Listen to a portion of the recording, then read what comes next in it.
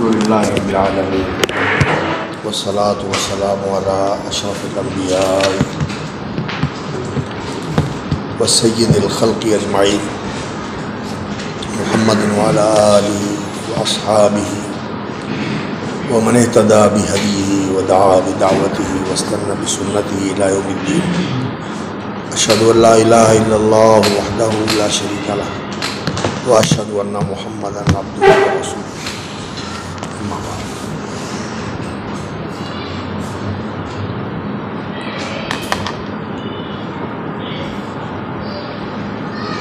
ویسے تو ہر زمانے میں ہی جو علم اللہ رب العزت نے وحی کے ذریعے انبیاء علیہ السلام کو عطا فرمایا، جو تمام انسانوں میں افضل ترین افراد ہیں اور اللہ کے چنے ہوئے برگزیدہ، اور ان کے لیے خاص اللہ رب العزت کا اصطفاء اور اجتباء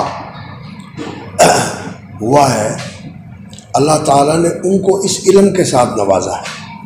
یہ علم ان کو عطا فرمایا ہے، وحی کا علم۔ اور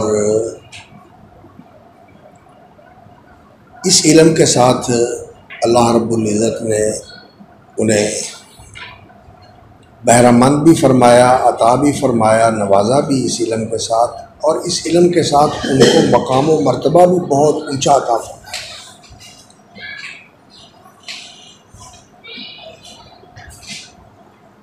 اور ویسے انسان کو اللہ رب العزت نے علم عطا فرمایا ہے، دوسری مخلوقات میں سے انسان کو اللہ رب العزت نے شرف و فضیلت اور عزت و کرامت کے ساتھ نوازا ہے۔ وَلَقَدْ كَرَّمْنَا بَنِي آدَمَ وَفَضَّلْنَاهُمْ عَلَى كَثِيرٍ مِّمَّنْ خَلَقْنَا تَفْضِيلًا، اور لَقَدْ خَلَقْنَا الْإِنسَانَ فِي أَحْسَنِ تَقْوِيمٍ۔ تو اللہ رب العزت نے انسان کو دوسری مخلوق سے زیادہ علم عطا فرمایا ہے۔ ویسے تو ساری مخلوق کو اللہ رب العزت نے آتا کل شیء خلقہ ثم ہداہ، ہر چیز کو پیدا کیا ہے اور اس کو ہدایت دی ہے۔ جو اس کے دائرے کا علم ہے اس کو اللہ رب العزت نے عطا فرمایا ہوا ہے۔ تو اصل علم کا منبع جو ہے وہ اللہ کی ذات ہے، علم دینے والا اللہ رب العزت، وہ علام الغیوب اور عالم الغیب والشہادہ اور العلیم الخبیر ذات ہے۔ اور باقی جس کو جس قسم کا بھی کوئی علم ملا ہے اس کے دینے سے ملا، اللہ نے دیا، اللہ رب العزت وہ علم دینے والا ہے۔ تو مخلوقات کو بھی اس نے علم دیا ہے جو ان کے ضرورت اور ان کی حالت کے مناسب تھا۔ اس علم کو فطری اور جبلی علم کہتے ہیں، جو اللہ رب العزت ان مخلوقات کو عطا کرتے ہیں۔ مچھلیوں کو علم دیا، انہیں تیرنا آتا ہے، جانوروں کو علم دیا، انہیں کسی کو چلنا آتا ہے، کسی کو رینگنا آتا ہے، اور کسی کو اڑنا آتا ہے۔ انہیں گھر بنانے کا بھی اللہ رب العزت نے علم دیا ہے، نسل پیدا کرنے کا بھی علم دیا ہے، اور اللہ رب العزت نے ان کو حواس بھی عطا فرمائے ہوئے ہیں۔ کسی کو سننے کا بہت زیادہ اللہ رب العزت نے حاسہ عطا فرمایا ہے، وہ بڑی ایسی آوازیں سن لیتا ہے کہ جو ہم نہیں سن پاتے۔ کسی کو دیکھنے کا اللہ نے یہ حاسہ عطا فرمایا ہے، وہ ایسی چیزوں کو دیکھ لیتا ہے جو ہم نہیں دیکھتے، جیسے شاہین ہے، گدھ ہے، یہ کتنی بلندی سے جو ہے نا وہ زمین پہ پڑی ہوئی چیز کو دیکھ لیتے ہیں، مردار کو دیکھ لیتے ہیں، سونگھ لیتے ہیں، چیونٹیاں سونگھ لیتی ہیں، کہیں کوئی چیز پڑی ہو تو یہ وہاں پہنچ جاتی ہے، حالانکہ چیونٹیاں دیکھتی نہیں ہیں، ان کی آنکھیں نہیں ہوتی، سونگھتی ہیں بس۔ تو اسی طرح اللہ رب العزت نے ان کو حواس بھی عطا فرمائے ہوئے ہیں، اور ان کی ضرورت کا علم بھی ان کو عطا فرمایا ہوا ہے۔ یہ جبلی علم ہے، یہ انسان کو بھی ہوتا ہے۔ جب انسان پیدا ہوتا ہے تو یہ علم اسے ہوتا ہے کہ میں نے ماں کے چھاتی سے دودھ چوسنا ہے، اگر اس کو سکھانا پڑے کہ تو نے چوسنا ہے تو کون سکھائے اسے؟ کیسے سکھائے؟ اللہ رب العزت نے سکھا دیا اسے، آتا ہے تو وہ ہر چیز کو چوستا ہے، منہ میں انگلی ڈال تو اس کو بھی چوسنا شروع کر دیتا ہے۔ تو ماں کی چھاتی سے بھی دودھ چوستا ہے، اور باقی اور چیزوں کا اسے اتنا علم نہیں ہوتا۔ لیکن جو جانور ہوتے ہیں ان کو انسانوں سے کچھ زیادہ پتہ ہوتا ہے، وہ جلدی اپنے آپ کو سنبھال لیتے ہیں، اور انسان جو ہے وہ 2 سال تک اسے اپنے آپ کا کوئی پتہ نہیں ہوتا۔ بہت مشکل مولود ہے انسان، جس کو ماں باپ کو زیادہ سنبھالنا پڑتا ہے، اور یہ خود کچھ بھی کرنے جوگا نہیں ہوتا، کوئی کام بھی خود بخود نہیں کر سکتا۔ ایک یہ جبلی علم ہوتا ہے جو اللہ رب العزت اپنی مخلوق کو عطا کرتے ہیں، اور یہ انسان کو بھی عطا کرتے ہیں۔ اور اس کے بعد پھر ایک علم جو ہے وہ ہوتا ہے جسے علم ضروری کہا جاتا ہے، وہ انسان کو علم ہو جاتا ہے مثال کے طور پر اس چیز کا کہ یہ روشنی ہے، یہ اندھیرا ہے، اور یہ دونوں اکٹھے نہیں ہو سکتے۔ یہ متحرک ہے، یہ ساکن ہے، یہ حرکت کر رہا ہے، یہ ساکن ہے، یہ دونوں اکٹھے نہیں ہو سکتے کہ ایک وقت میں متحرک بھی ہو اور ساکن بھی ہو۔ یہ ضروری علم ہے، اس کے لیے سوچنے سمجھنے کی ضرورت نہیں ہوتی۔ یہ ایک ہے، یہ دو ہیں، اور یہ ایک ہے، یہ دو ہیں، یہ دونوں ایک ہوں یہ نہیں ہو سکتا، یہ الگ الگ ہیں، وہ دو ہے، یہ ایک ہے۔ یہ علم جو ہے نا، یہ ضروری علم ہے جو اللہ رب العزت انسان کے اندر پیدا کر دیتا ہے۔ اس کے لیے کسی سوچنے سمجھنے کی اور کسی راکٹ سائنس کی ضرورت نہیں ہے، یہ انسان کو خود بخود ہی آ جاتا ہے۔ یہ ضروری علم ہے، ایک جبلی علم ہوتا ہے اور ایک ضروری علم ہوتا ہے، اور پھر ایک کسبی علم ہوتا ہے۔ ایک کسبی علم ہوتا ہے جو انسان سیکھتا ہے۔ اب جب انسان آنکھیں کھولتا ہے اس کا دماغ کام کر رہا ہوتا ہے، دماغ اس کا فعال ہوتا ہے، کام کر رہا ہوتا ہے، اور وہ دیکھتا ہے، سنتا ہے، اور دماغ کے ساتھ سوچتا ہے، اور اسے اپنے دماغ میں محفوظ کرتا ہے۔ دماغ کے اندر جو اللہ رب العزت نے ذاکرہ، حافظہ اور میموری رکھی ہوئی ہے وہ چیزوں کو محفوظ کرتی ہے، اور اس طرح پھر انسان الفاظ بھی سیکھتا ہے اور کام بھی سیکھتا ہے۔ اس کو ایسے کرنا ہے، اس کو ایسے کرنا ہے۔ بچے جیسے کرتے ہوئے لوگوں کو دیکھتے ہیں ویسے کرنا شروع کر دیتے ہیں، ویسے کرنا شروع کر دیتے ہیں۔ تو یہ کسبی علم ہوتا ہے جو انسان دیکھ کر، سن کر سیکھتا ہے، اور انسان یہ علم حاصل کرتا ہے، چیزوں کے بارے میں پتہ چلتا ہے کہ یہ ایسی چیز ہے، یہ چیز ہے، یہ چیز ہے۔ زبان سیکھتا ہے، دیکھ کر سیکھتا ہے کہ کھانا ایسے ہے، یہ کام ایسے کرنا ہے، کھڑے ایسے ہونا ہے، چلنا ایسے ہے، کوشش کر کے پھر انسان سیکھتا ہے۔ تو یہ کسبی علم ہے جو انسان ابتدائی طور پر حاصل کرتا ہے، اور اس کی تحصیل جو ہے بچپن سے شروع ہو جاتی ہے۔ اور پھر ایک نظری علم ہوتا ہے، اس کے بعد ایک اور علم کا اونچا درجہ ہے جس کو نظری علم کہتے ہیں۔ نظری علم کا کیا مطلب ہوا؟ نظری علم کا مطلب ہوتا ہے سوچ بچار کے ذریعے علم حاصل کرنا، سوچ بچار کے ذریعے علم حاصل کرنا۔ چیزوں کو دیکھا، سنا، پھر سوچا، اور سوچ کر پھر اس نے کہا کہ یہ چیز ایسے بنی ہوگی، اس کو ایسے بنایا گیا ہے، اس کو ایسے بنانا چاہیے۔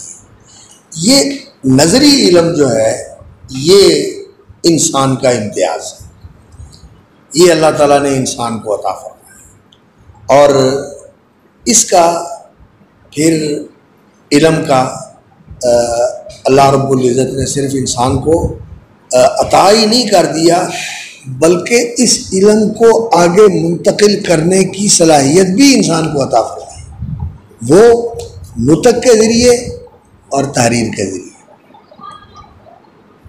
نطق بیان، انسان جو سوچتا ہے اس کو بیان بھی کر سکتا ہے، اور پھر جو بیان کرتا ہے اس کو لکھ بھی سکتا ہے، اور پھر اس علم کے اندر ترقی ہوئی ہے اور یہ علم انسان کی ابتدا سے لے کر جب سے اس نے زمین پر قدم رکھا ہے اور علامہ آدم الاسماء سے اللہ رب العزت نے اس علم کا آغاز کیا ہے. یہ علامہ آدم الاسماء سے جو علم ہے نا، وہ یہی علم تھا جو ابتدائی علم ہے، جو ابتدائی علم ہے، جو اس خلافت عرضی کے لیے انسان کے لیے ضروری تھا. یہ اللہ رب العزت نے آدم علیہ السلام کو عطا کر دیا، اس لیے کہ سننے اور دیکھنے کے لیے تو کوئی چیز نہیں تھی ان کے پاس جس سے سن کے دیکھ کے، تو اللہ رب العزت نے اس کی ابتدا کی اور اللہ تعالیٰ نے علم الاسماء ان کو عطا فرما دیا. وعلم آدم الاسماء کلھا. اب اس علامہ آدم الاسماء کے اندر کون کون سے علوم آتے ہیں، یہ ایک بڑا وسیع موضوع ہے. اس پر انشاءاللہ جب ہم آیت کے اوپر پہنچیں گے تو پھر گفتگو کریں گے.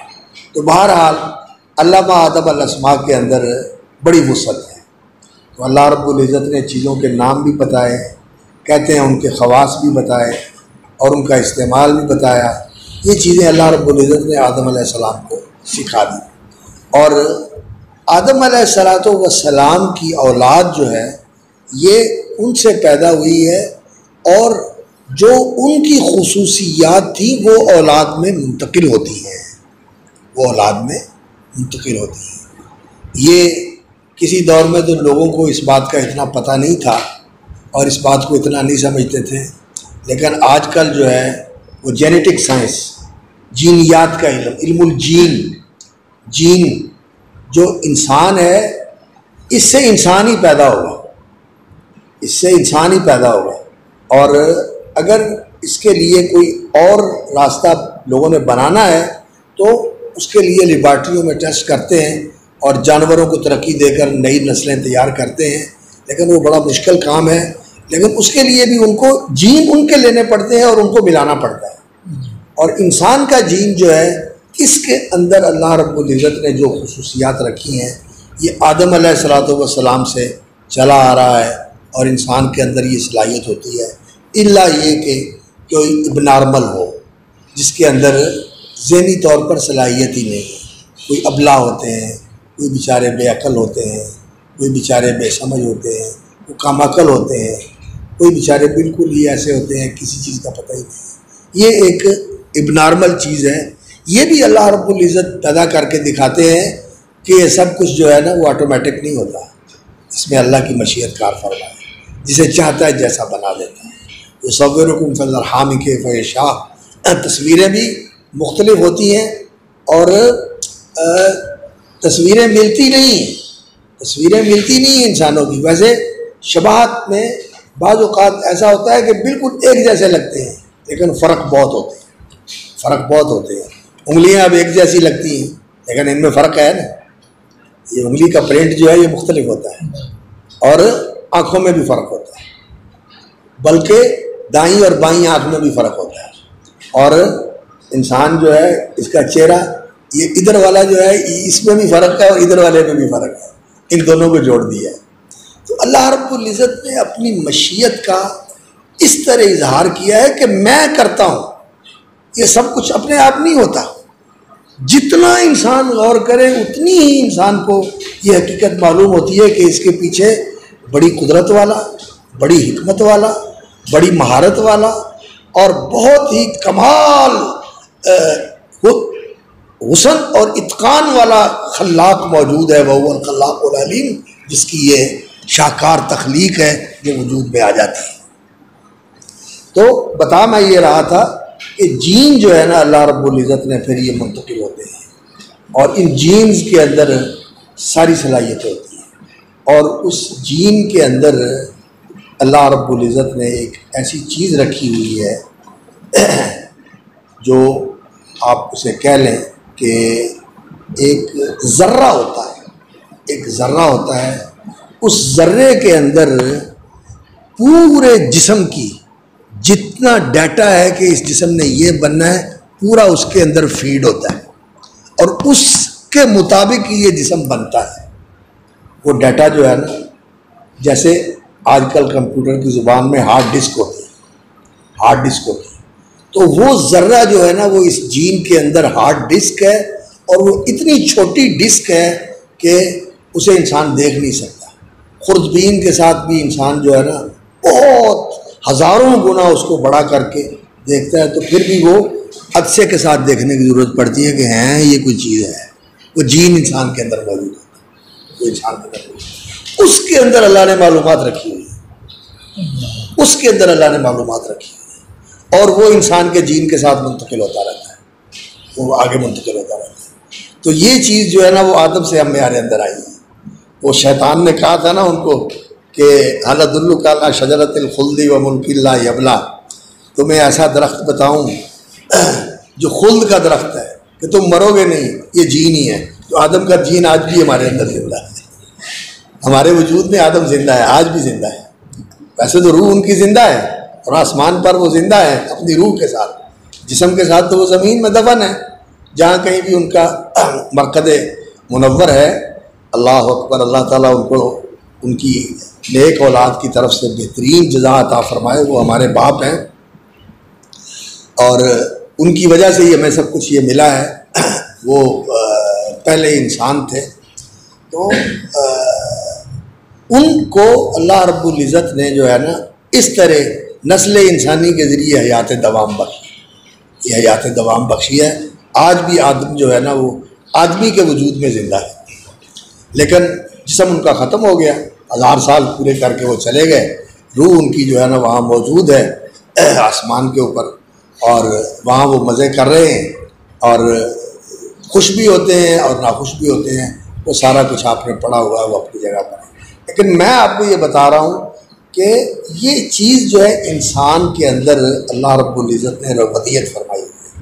یہ انسانی جین جو ہے نا یہ آگے چلتا ہے، اور پھر اس کے اندر مختلف خاندانوں کے اندر جا کر تبدیلیاں ہوتی ہیں.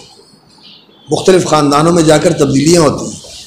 مرد عورت مختلف خاندانوں کے ملتے ہیں تو اس جین کے اندر ڈیولپمنٹ ہوتی ہے، اور اسی ڈیولپمنٹ سے ہی انہوں نے سیکھ کر پھر ان نسلوں کو ترقی دینے کا سلسلہ جو ہے نا وہ شروع کیا ہے. اب ایک پٹھان ہو اور ایک پنجابی ہو، اور یہ دونوں جو ہے نا پٹھان عورت ہو پنجابی مرد ہو، ان کی شادی ہو جائے تو ان سے جو آگے نسل تیار ہوگی نا وہ ذرا اور قسم کی نسل ہوگی. دونوں پنجابی ہو تو وہ اور طرح کی نسل ہوگی. اسی طرح یہ جو لوگ ادھر سے آئے ہیں یونان سے، اور وہ کہتے ہیں کہ یہ سپیریئر نسل ہے یونانیوں کی.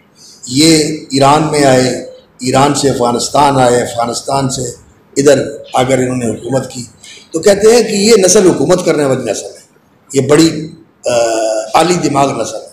یورپی کہتے ہیں کہ جرمن نسل جو ہے یہ بڑی عالی دماغ نسل ہے. اور یہ نسلیں جب اکٹھی ہوتی ہیں تو جین ڈیولپ ہو جاتا ہے، اس کے اندر اور زیادہ خصوصیت پیدا ہو جاتی ہے. جیسے لوہا نہیں ہوتا، کچا لوہا ہوتا ہے، پھر اس کو اور خالص کرتے ہیں تو اس پہ اور زیادہ قوت آ جاتی ہے، اور خالص کرتے ہیں تو اور زیادہ قوت آ جاتی ہے.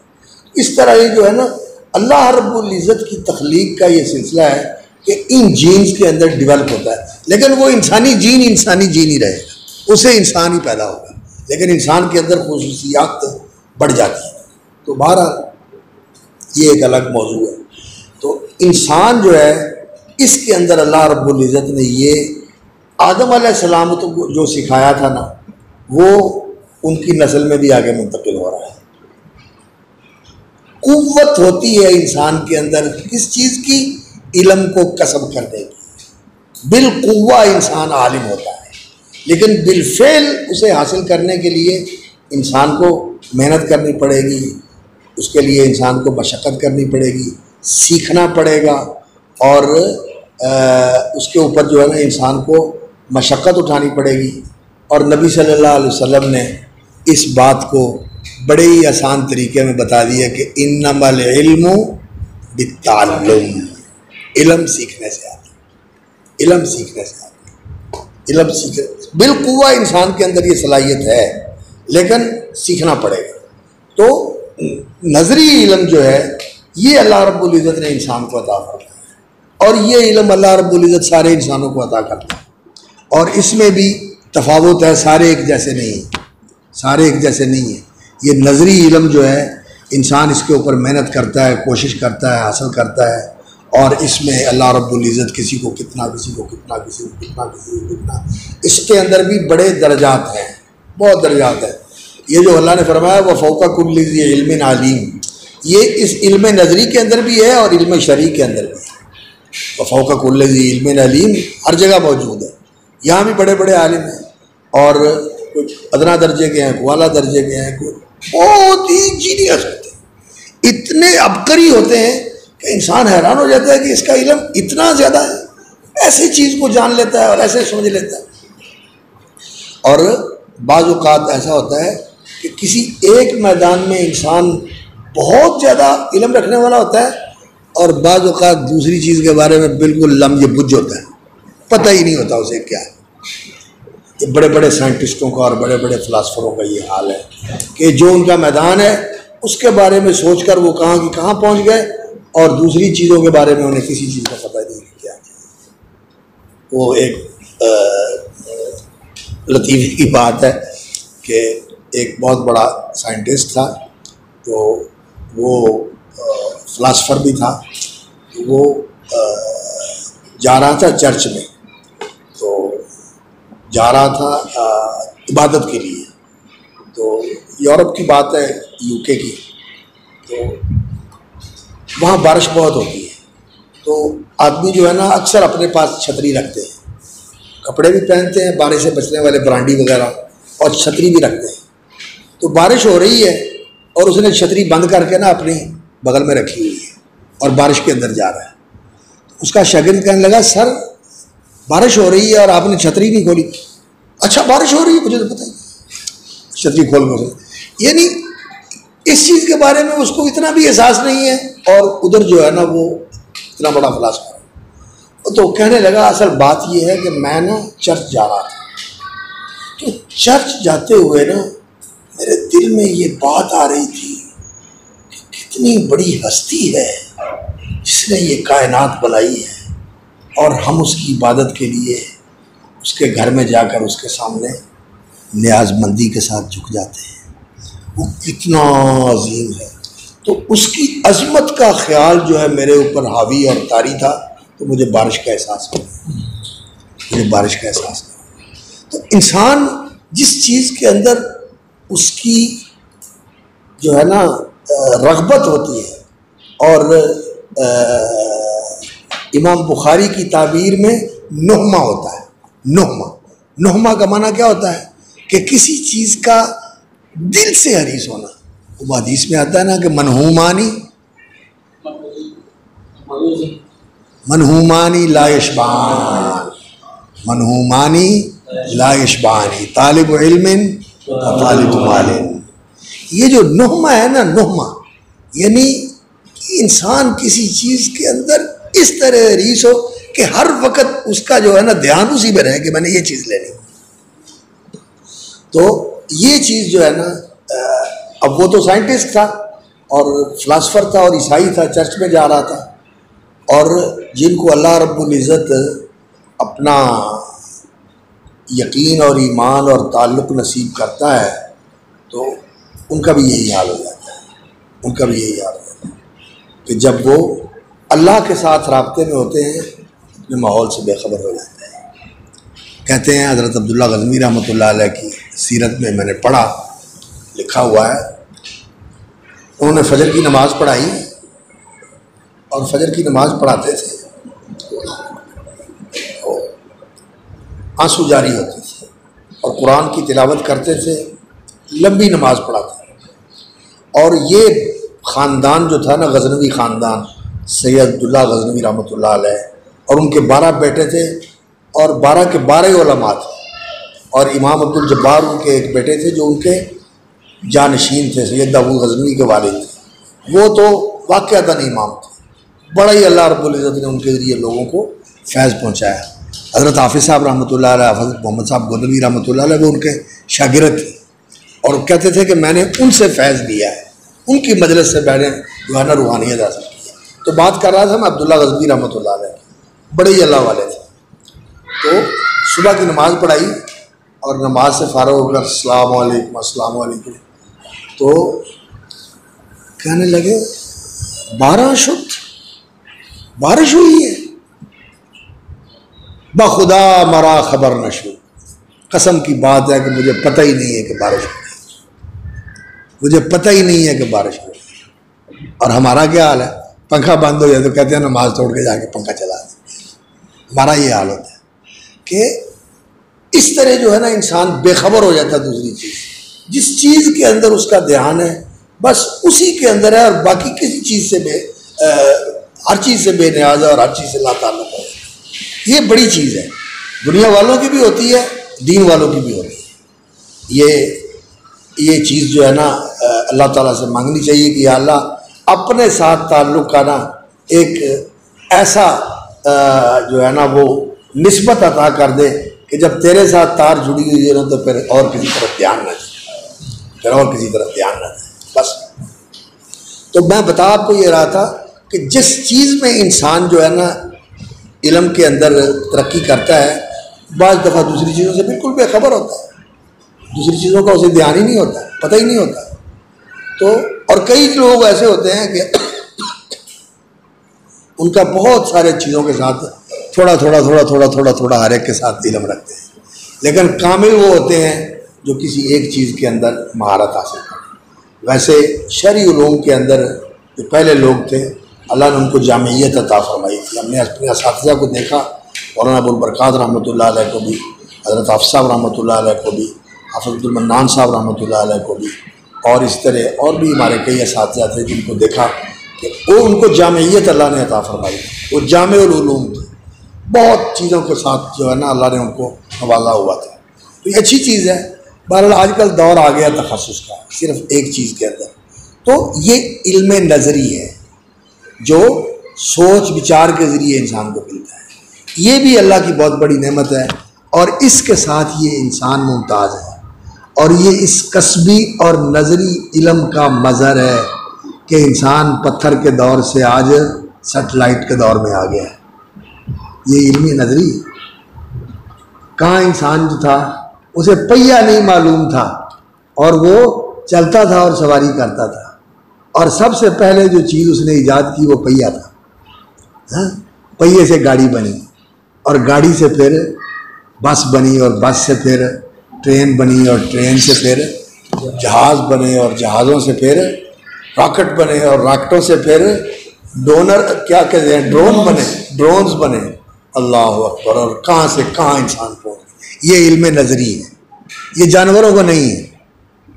جانور جیسا گھونسلہ آج سے 1000 سال پہلے بناتے تھے، اگرچہ بڑا خوبصورت ہے، وہ بجڑا جو ہوتا ہے وہ گھونسلہ بناتا ہے بن کے، آپ جانتے ہیں نا، دیکھا آپ نے، بنتی کرتا ہے، کمال بنتی ہے۔ ہماری مشینیں وہ بنتی نہیں کر سکتی، وہ بنتی کرتا ہے، لیکن وہ وہی کر سکتا ہے، وہ یہ کپڑا نہیں بنا سکتا، یہ نہیں بنا سکتا۔ تو وہ وہی ہے، اس کو علم نظری حاصل نہیں ہے، اس کو علم نظری حاصل نہیں ہے، اس کو جبلی علم ہے، وہی کھڑا ہوا ہے۔ جو ہاتھی ہے وہ جہاں زندگی گزار رہا تھا اس کی زندگی کا سٹینڈرڈ وہی ہے آج بھی، شیر کا بھی وہی ہے، کچا گوشت کھاتا ہے، صاف کر کے نہیں کھاتا۔ اور اسی طرح سارے جانور ہیں، یہ اس علم نظری سے محروم ہے۔ اور یہ علم نظری کن چیزوں سے ملتا ہے؟ 2 چیزوں سے، حواس اور عقل۔ حواس معلومات دیتے ہیں، اور عقل پھر ان معلومات کو ترتیب دے کر پھر ان سے مقدمات کو مرتب کر کے غائب تک پہنچتی ہے۔ یہ علم نظری جو ہے نا یہ اس طرح ترقی کرتا ہے کہ پھر پہلوں نے جہاں تک سوچا تھا اگلے آ کر سن کر شاگرد استادوں سے بڑھ جاتے ہیں۔ انہوں نے لکھا، بعد والوں نے کتابیں پڑھ کر ان کی غلطیاں نکالی اور اس کے اوپر اضافہ کیا، اور یہ ترقی کرتے کرتے آج یہاں تک پہنچا ہے۔ اور یہ جو علم نظری ہے جس کی بنیاد انسانی حواس ہے اور انسانی عقل اور فکر ہے، اس کی حیثیت کیا ہے، اس کی قدر و منزلت اور حیثیت کیا ہے؟ یہ علم جو ہے یہ محل خطا ہے، اس کے اندر غلطی کا امکان ہی نہیں بلکہ غلطی ہوتی ہے۔ اور اس کے اندر جو لوگ سائنس پڑھتے ہیں نا، انہیں بتایا ہی یہ جاتا ہے کہ ہر چیز کو جو تم نے پڑھنا ہے اس تنقیدی نظر کے ساتھ پڑھنا ہے کہ یہ ٹھیک ہے، اور غور کرنا ہے کہ اس کو بدلا جا سکتا ہے۔ اور جب آپ اس کی غلطی کو جان کر پھر اس کے اندر تصحیح کرتے ہیں تو آپ کو تحسین اور آفرین ملتی ہے کہ آپ نے اس علم کو ایک قدم آگے بڑھا دیا، کہ پہلوں کی غلطی بتائی اور اس کو ڈیولپ کیا۔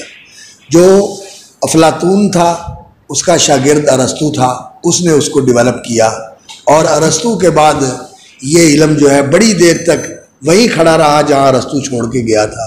لیکن پھر مسلمان مناطقہ اور مسلمان دانشور آئے، انہوں نے اس میں اضافے کیے، اس کی اصلاح بھی کی، لیکن بہت زیادہ اس سے متاثر بھی ہوئے۔ لیکن اب جب یہ دور آیا 17ویں صدی کے بعد کا، 18ویں صدی، 19ویں صدی، 20ویں صدی، 21ویں صدی، یہ جو 18، 19، 20، 21، یہ 300 سال کا جو سفر ہے، اس میں پھر انسان نے اس علم کے اوپر دوبارہ غور کیا، اور دوبارہ اس کے اوپر چونکہ پھر کچھ آلات آ گئے، کچھ چیزیں آ گئی، اور کچھ آپس میں قربت ہوگی۔ پہلے تو یہ ہوتا تھا کہ یہاں جو کچھ ہو رہا ہے وہاں والوں کو پتہ نہیں، وہاں جو کچھ ہو رہا ہے یہاں والوں کو پتہ نہیں، سالوں کے بعد پتہ چلتا ہے کہ وہاں یہ ہو رہا ہے۔ لیکن پھر سفر آسان ہو گئے، سمندری سفر بھی آسان ہو گیا، زمینی سفر بھی آسان ہو گیا، اگرچہ بڑا مشکل تھا لیکن رابطے بڑھ گئے، اور پھر پرنٹنگ آ گئی، پریس آ گئے، ایک دوسرے کی معلومات کا تبادلہ ہونے لگا، تو یہ علم ڈیولپ کر گیا، اور اسلام کا اثر ہوا اصل میں بہت زیادہ۔ اس علم کی نظری علم کی ترقی کے اندر اسلام کے علم پروری کا اور علم کی حوصلہ افزائی کا بڑا دخل ہے۔ یہ علم اسلامی نہیں ہے،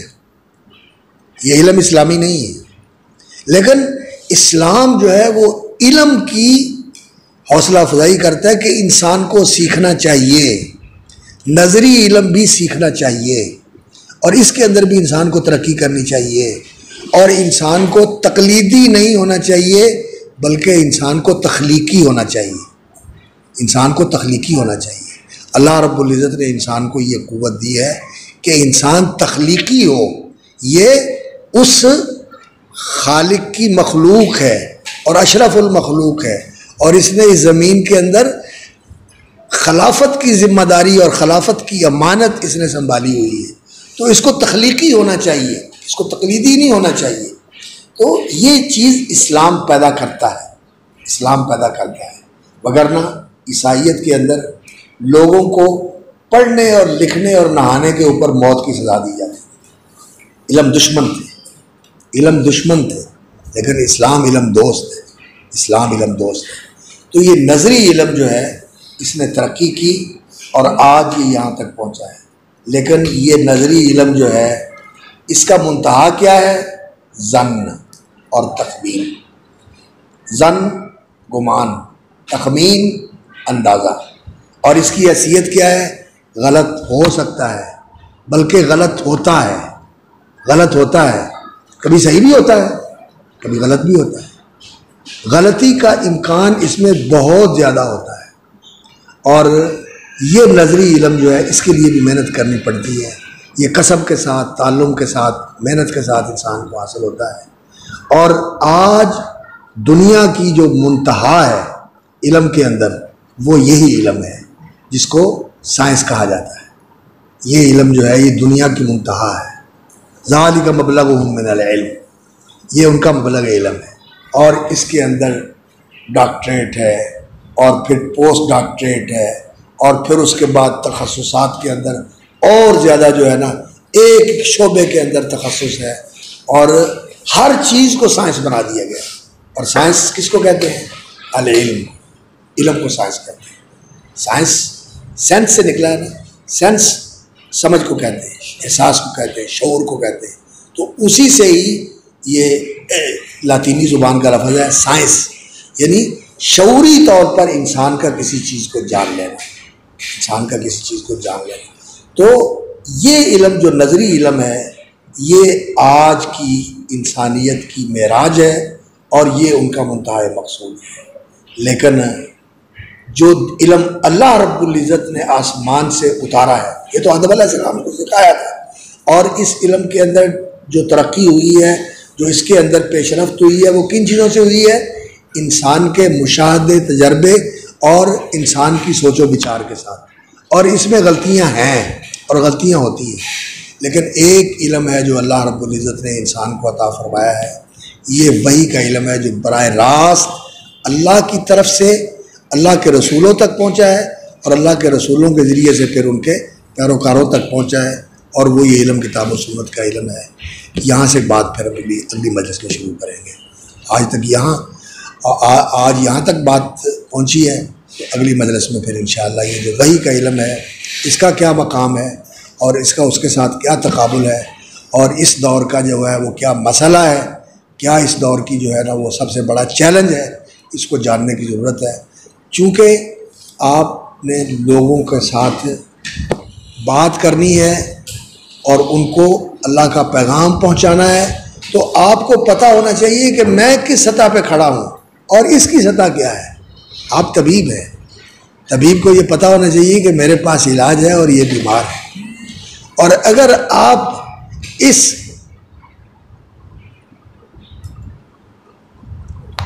نادانی کے اندر ہوں کہ جو میرے پاس علم ہے یہ بڑا کمتر ہے اور جو اس کے پاس علم ہے یہ بڑا برتر ہے، آپ نے کسی کو کیا بتایا؟ آپ نے کسی کو کیا بتایا؟ اس لیے آپ کو علم ہونا چاہیے کہ جو میرے پاس علم ہے اس کی کیا حیثیت ہے اور جو اس کے پاس علم ہے اس کی کیا حیثیت ہے، آپ کو پتہ ہونا چاہیے۔ یہ ضروری ہے، اس علم پڑھنے والے کے لیے یہ ضروری ہے کہ یہ اس علم کی حیثیت اور اپنی حیثیت کو جانے اور پھر اس پر اللہ کا شکر کرے۔ فخر کرنے کی بات نہیں ہے، کبر کی بات نہیں ہے، شکر کرنے کی بات ہے۔ اللہ نے دیا ہے، شکر کرے کہ اللہ نے مجھے دیا ہے، اس کی عطا ہے۔ وگرنہ میرے اور آپ جیسے، بلکہ ہمارے اور آپ کے خاندان کے کتنے ہی لوگ ہیں جو بیچارے بالکل کہاں زندگی گزار رہے ہیں، اللہ نے ہمیں منتخب کیا ہے۔ تو یہاں سے پھر انشاءاللہ کل بات شروع کریں گے۔ کیا اسلام میں اس کا تصور ہے؟ شریعت کہتے کہ جب سانپ اور بچھو دیکھو معلوم ہے سیدنا عمر پر حملہ ہو گیا تھا، پتہ چل گیا، تیر لگے معلوم ہے پتہ چل گیا، پتہ تو چل گیا ان کو، اور لیکن انہوں نے نماز چھوڑی نہیں اور انہیں تکلیف کا احساس نہیں ہوا۔ وہ کہتے ہیں کہ تیر مجھے لگتے رہے، خون بہتا رہا، لیکن مجھے تکلیف نہیں ہوئی، اور میں نے اس لیے نماز چھوڑی کہ مجھے یہ بات جو ہے محسوس ہونے لگی کہ شاید میرا خون بہہ جائے اور میں فوت ہو جاؤں، اور وہ جو ذمہ داری ہے اس میں کوتاہی ہو جائے، اس لیے میں نے آپ کو کھڑا کیا۔ ان کو احساس نہیں ہوا، ان کو احساس نہیں ہوا۔ اور حضرت عروہ بن زبیر جو تھے انہوں نے ٹانگ کٹوائی، نماز پڑھی، کہنے لگے مجھے احساس نہیں۔ یہ بات ہے کہ انسان جب کسی ایک چیز کے اندر ہوتا ہے تو دوسری چیزوں سے انسان جو ہے نا لا تعلق ہو جاتا ہے، لا تعلق ہو جاتا ہے۔ یہ تو آپ کے دیکھے کی بات ہے، دوست بیٹھتے ہیں تو آپس میں باتیں کرتے ہیں، گپ شپ چل رہی ہے، 12 بج گئے پتہ نہیں، وقت گزرنے کا احساس نہیں، اور جب تکلیف ہوتی ہے تو پھر خالی 5 منٹ ہی ہوئے، گھنٹہ مکدے نہیں، بیماری میں آدمی ہے۔ یہ چیز فطری چیز ہے، گھڑیاں وصل کی لمحوں کی صورت اڑتی جاتی ہیں اور گھنٹے جدائی کے گزرتے ہیں مہینوں میں۔ اصل بات یہ ہے کہ جس چیز میں انسان کا تعلق ہو نا، پھر اسی کے اندر انسان کا احساس ہوتا ہے، اور پھر پتہ ہی نہیں چلتا کہ کیا ہو رہا ہے، کیا ہو رہا ہے پتہ ہی نہیں چلتا۔ دوسری چیزوں سے انسان لا تعلق ہے، اور باقی ہماری تو کنیز خراب ہو رہی ہے تو ہمیں مسئلہ ہوتا ہے کہ یہ کیا ہو رہا ہے، یہ کیوں ایسے ہو رہا ہے، مکھی آ گئی ہے تو اس کے لیے۔ اور خاص طور پر جو اہل حدیث ہیں، ہم نے تو یہ پڑھا ہوا کہ نماز میں حرکت جائز ہے، تو ہماری ساری نماز ہوتی ہے حرکتوں کی۔ اللہ تعالیٰ